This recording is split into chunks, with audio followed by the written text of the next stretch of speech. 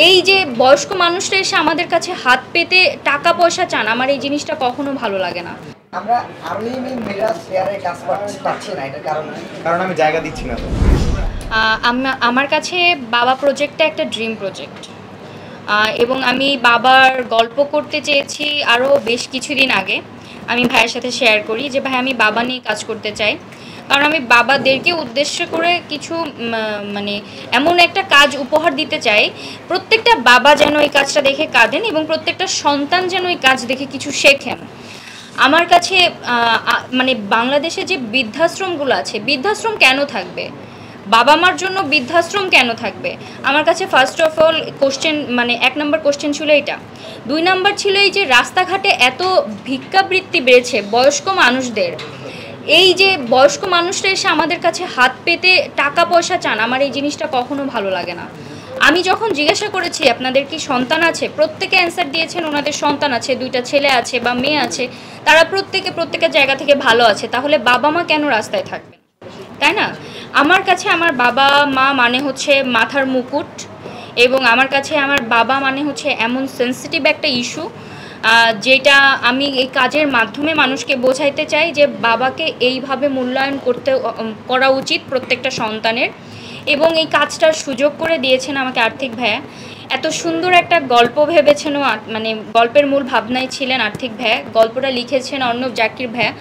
গল্পটার প্রত্যেকটা শব্দ প্রত্যেকটা সন্তানের জন্য অনেক শিক্ষণীয় মানে একটা ব্যাপার থাকবে। এবং বাবাদের অনেক শখ থাকে, যেই শখগুলা বাবারা ছোটোবেলা থেকে সন্তানদের জন্য উৎসর্গ করে দেন। সন্তানদের শখ পূরণ করতে যেয়ে বাবারা নিজেদের শখগুলা ভুলে যান। এই কাজটা দেখে মানুষের কাছে মনে হবে যে 5 মিনিট অন্তত মানুষ ভাববে যে আসলে আমরা কি দেখলাম, এবং এটা একটা গল্প, প্রত্যেকটা বাবার গল্প। প্রথমত সবাইকে আমার পক্ষ থেকে আন্তরিক সালাম, আসসালামু আলাইকুম। আপনারা এখানে এসেছেন এই জন্য ধন্যবাদ। আমার এখানে উপস্থিত আছে আমার ডান পাশে সাইদুর রহমান সবুজ, যে প্রজেক্টের ডিরেক্টর, আর তারপরে আমি আর্থিক সচিব আছি। যে গল্পটা আমার ছিল, বাট টোটাল অ্যারেঞ্জমেন্ট আমার ছিল, আমি এবং প্র্যাঙ্কিংয়ের ওনার। আর ওদিকে আছে সাজ্জাদ ভাই, উনি হচ্ছে আমাদের এই প্রজেক্টের প্রডিউসার। সো উনি কিন্তু বলেছিল যে আমি স্পেশাল একটা প্রজেক্ট বানাতে হবে যেটা মানে সবাইকে কানেক্ট করবে, দ্যাটস ওয়াই এটার পরিকল্পনা করা। আর সাথী আছে, রাফসান আছে, এই হচ্ছে ইন্ডিয়ার আমার মোটামুটি একটা টিম। আর ওখানে আরও কয়েকটা চেয়ার থাকলে জায়গা হতো অবশ্যই। আমাদের বিল্লাল ভাই আছে যে মিউজিক করছে, দারুণ কাজ করছে। এরপরে বাবা প্রজেক্ট নিয়ে আমি একটু বলি। আমরা সন্তানদের তো অনেক শখ থাকে যেগুলো পূরণ করে আমাদের বাবা মা, কিন্তু আমরা ডিফারেন্টভাবে কখনো ভেবে দেখেছি কি যে বাবাদেরও শখ থাকে?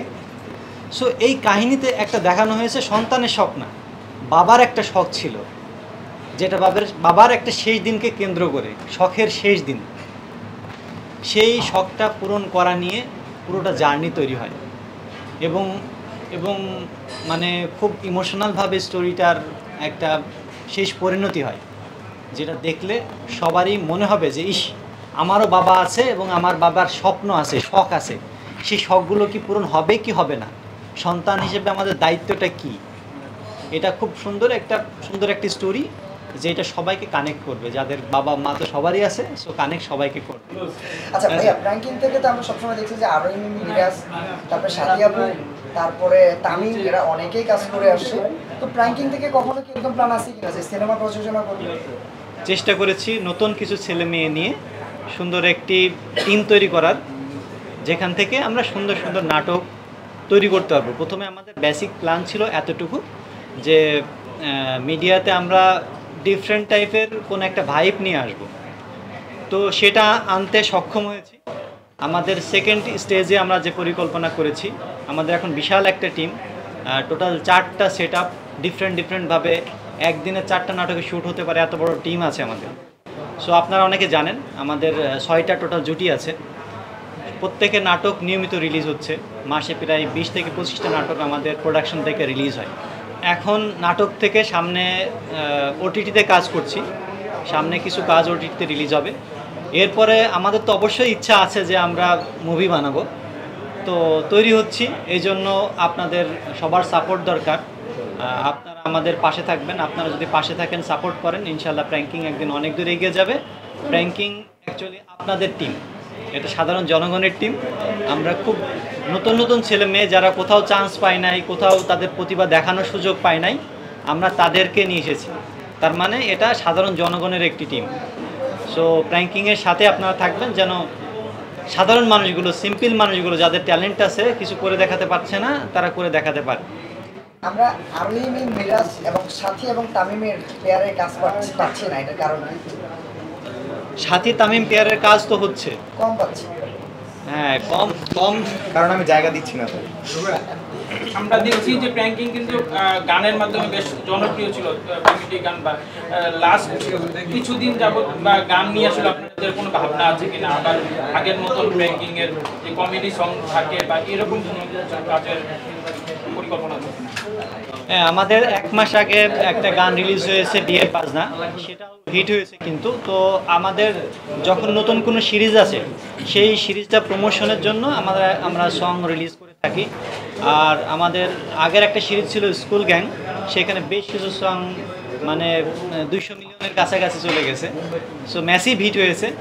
এই জন্য আমাদের স্কুল গ্যাং সিজন যখন 3 আসবে, তখন আরও কিছু পরিকল্পনা চলছে, ওই টাইপেরই কিছু কমেডি ধাঁচের কিছু সং, যেটা সাধারণ মানুষের খুব পছন্দ হয়, এমন কিছু সং তৈরি করা হবে, সেটা প্ল্যান চলছে। এক সময় ছিল যে প্র্যাঙ্কিংয়ের কাজগুলোকে সবাই একসেপ্ট করতে চাচ্ছিল না, কিন্তু এখন বাংলাদেশের বড় বড় প্রডিউসার, এমন কোনো প্রডিউসার নাই যে প্র্যাঙ্কিংয়ের কাজ তারা নিচ্ছে না, কাজ করছে না। ইভেন বাংলাদেশের ওটিটিগুলো এখন আমাদের সঙ্গে কথা বলছে, তারা কাজ করতে চাচ্ছে।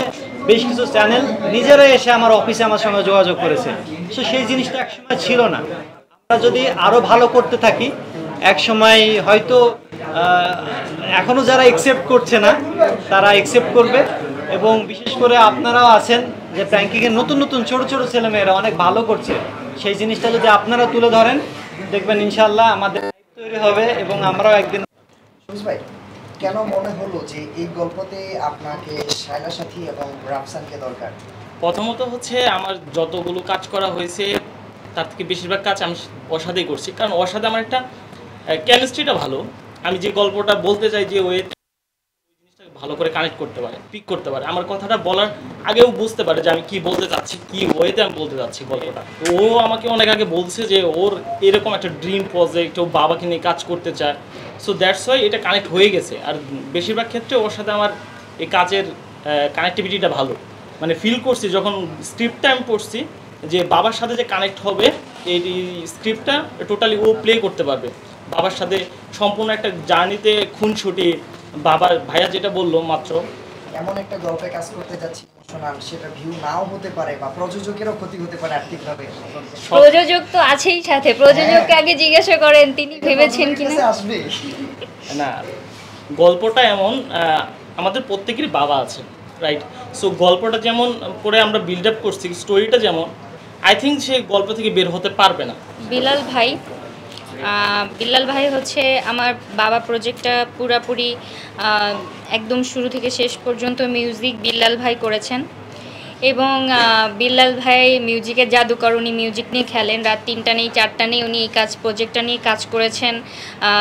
এবং সিন বাই সিন যখন মিউজিক করেছেন, পাঠিয়েছেন মেসেঞ্জারে, দেখেছি যে ভাই কাজ করতেছে, 3টা নেই 4টা নেই, অনেক খেটেছেন মানুষটা।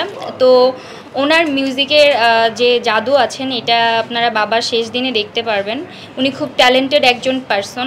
যারা মিউজিক দিয়ে থাকে, মিউজিক করে থাকে বিভিন্ন প্রজেক্টে, তাদের কিন্তু সেভাবে মানে প্রায়োরিটি দেওয়া হয় না কোনো প্রোগ্রামে। আজকে কি মনে হচ্ছে? প্রায়োরিটি দেওয়া হয় না বললে ভুল, প্রায়োরিটি দেওয়াই হয়। কারণ আপনার যদি প্রায়োরিটি দেওয়া না হইতো, তাহলে তো প্রজেক্ট করার জন্য মিউজিকের জন্য বলা হইতো না। মানে এই যে বিভিন্ন প্রোগ্রামের কথা বলছি, সেখানে প্রায়োরিটি দেওয়া হতো না, বাট হ্যাঁ, এটা তো প্রায়োরিটি অবশ্যই আছে। না, আমরা আসলে যারা মিউজিক করি প্লাস যারা এডিটিং করে, তারা ক্যামেরার পিছন থেকে বেশি কাজ করা হয়। সামনে কাজ করার জন্য ওইরকম না, আমার ওরকম চাহিদা নেই যে আমি সামনে থেকে কাজ করবো। আমি পিছন থেকে কাজ করতে বেশি পছন্দ করি। স্টোরির সাথে মানে সিনের সাথে যেরকম দরকার আমি ওইভাবেই রাখার চেষ্টা করছি। তো আসলে মিউজিক থেকে আমার মনে হয় যে এই নাটকের মধ্যে যারা পারফরমেন্স করছে, তাদের অ্যাক্টিং স্কিল এতটাই মানে হাইতে ছিল যে মিউজিক না থাকলেও নাটকটা মানুষ দেখতো, আর ওই ইমোশনটাকে ক্যাচ করার জন্য আমি জাস্ট মিউজিকতে হালকা একটু সাপোর্ট দিয়েছি।